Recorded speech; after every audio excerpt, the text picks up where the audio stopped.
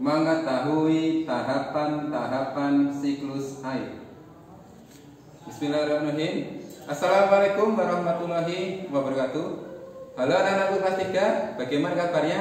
Sehat ya? Alhamdulillah. Di hari Kamis tanggal 26 November tahun 2020 kita dapat bertemu lagi anak-anak ya lewat belajar online kita. Hari ini kita akan belajar tematik bahasa Indonesia, yaitu mengenai siklus air. Air merupakan salah satu kebutuhan pokok makhluk hidup. Contohnya manusia dan makhluk hidup lainnya. Tanpa air, makhluk hidup yang ada di bumi tidak akan bertahan hidup. Air yang ada di bumi mengalami yaitu siklus air. Apa itu siklus air anak-anak? Baiklah anak-anak, kita mulai ya. Jadi anak-anak, ini adalah siklus air.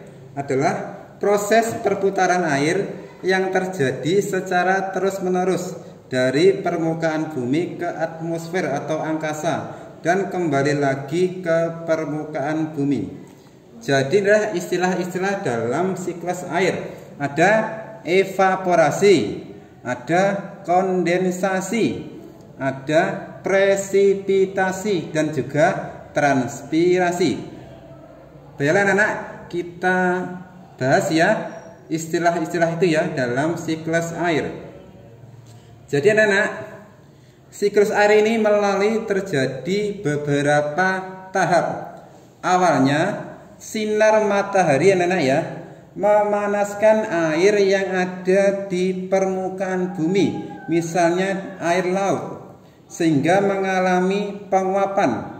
Penguapan ini namanya adalah evaporasi, atau nama lainnya adalah penguapan, yaitu peristiwa dari cair menjadi bentuk gas, yaitu adanya proses cahaya matahari.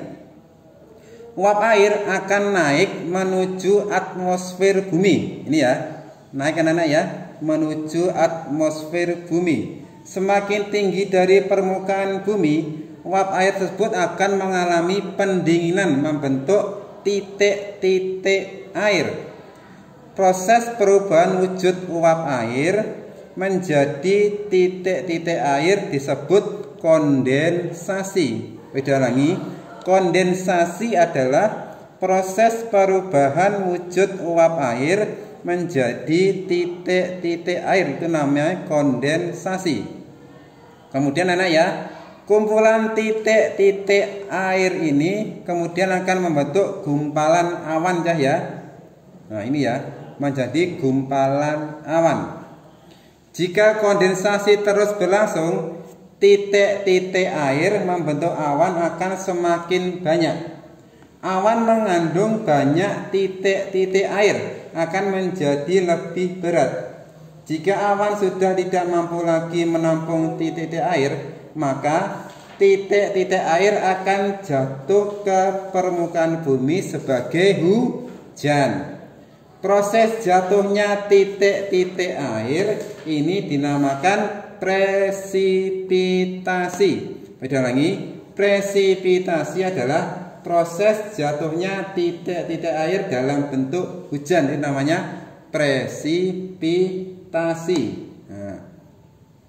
Kemudian dalam hujan dia akan mengalir lagi ya, mulai sungai, mulai danau, dan terjadilah berulang kali ya, berputar ini ya. Ada lagi satu istilah namanya transpirasi. Apa itu transpirasi anak-anak? Transpirasi adalah suatu proses uap air yang dibawa oleh tanaman dari akar dengan melalui pori-pori daun yang selanjutnya berubah menjadi uap, kemudian dilepaskan ke atmosfer anak-anak ya. Itu namanya transpirasi. Jadi anak-anak, kalian harus paham istilah-istilah dalam siklus air. Ada evaporasi, ada kondensasi, ada presipitasi, dan juga transpirasi. Itu anak ya, siklus terjadinya air, yaitu perputaran air yang terjadi secara terus-menerus ya, berputar lagi ya. kemudian menguap menjadi tidak air, turun hujan, kemudian air lagi menguap, itu namanya siklus air, terjadi secara terus menerus. Demikian anak ya, untuk tugas nanti ya, silakan kamu gambar anak ya, kamu cari gambar lain yang menunjukkan siklus air.